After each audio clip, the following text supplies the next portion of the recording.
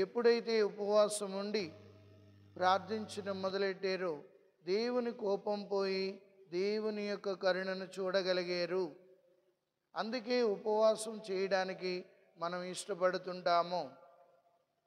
కొంతమంది ఉపవాసం చేస్తుంటారు కానీ గొడవలాడడం ఆపరు, ఇతరుల గురించి చాడీలు చెప్పడం ఆపరు, ఇతరుల మీద లేనిపోని నిందలు వేయడం ఆపరు, ఉపవాసం ఆచరిస్తారు. అందుకే యెషయా గ్రంథం 58వ అధ్యాయం 4వ వచనం నుండి చూసినట్లయితే, నేను ఇష్టపడు ఉపవాసం ఇది ఏంటేంటి, మీరు అన్యాయపు బంధనములు విప్పుడు, ఇతరుల కాడిని తొలగింపుడు, మీరు పరస్పరం ఒకరికొకరు సహాయం చేసుకొనుడు, ఇది ప్రభు అయిన యావే దేవుడు కోరుకుంటున్నాడు.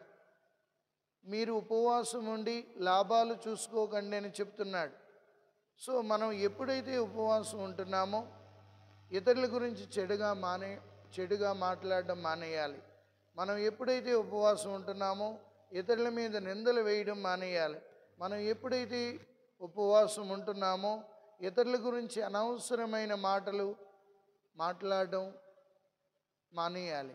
అలా మానినప్పుడే దేవునికి ఇష్టమైన ఉపవాసం మనం చేస్తున్నాం. లేకపోతే మన ఉపవాసం తూతూ మంత్రం కింద ఉంటుందండి.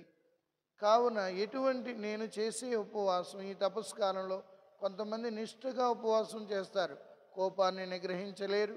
కొంతమంది నిష్ఠగా ఉపవాసం చేస్తారు, ఇతరుల మీద అసూయను విడిచిపెట్టరు. కొంతమంది నిష్ఠగా ఉపవాసం ఉంటారు, ఇతరులతో మాట్లాడుకోరు, సంవత్సరాల తరబడి మాట్లాడుకోకుండా ఉంటారు. కానీ ఇది దేవునికి ఇష్టమైన ఉపవాసము కాదు. నీవు ఉపవాసం ఉన్నప్పుడు ఇతరులకు సహాయపడాలి. నీ శత్రువుల కొరకు కూడా నువ్వు ప్రార్థన చేయగలగాలి. అదే ప్రభు అయిన దేవుడు నీ నుండి నా నుండి ఆశిస్తున్నాడు. నేను చేసే ఉపవాసం దేవునికి ఇష్టమైనదేనా? ఉపవాసం ఉన్నప్పుడు దేవుని సన్నిధిలో గడపడానికి ఇష్టపడాలి. అప్పుడు దేవుడు నిన్ను నన్ను చూసి సంతోషిస్తాడు. ఉపవాసం ఉన్నప్పుడు నువ్వు మంచి కార్యాలు చేయడానికి ఇష్టపడాలి. నీవు ఉపవాసం ఉన్నప్పుడు దేవుని అనుగ్రహం పొందడానికి ప్రయత్నించాలి. అనవసరమైన కబుర్లతో కాలక్షేపం చేస్తూ అనవసరమైనగా సమయాన్ని పాడు చేస్తూ మనం ఉపవాసం ఉన్నా దాని వలన ప్రయోజనం లేదు. అందుకే ప్రభువే చక్కని ఉదాహరణ చూపిస్తున్నారు. ఏంటంటే మత్తయి శుభవార్త 4వ అధ్యాయంలో ఆయన ఎడారిలోకి వెళ్ళి ఏకాంతంగా ప్రార్థన చేస్తూ 40 దినములు రెయ్యింబవళ్ళు ఆయన ఎడారిలోనే ప్రార్థన చేస్తూ తండ్రితో ఉండి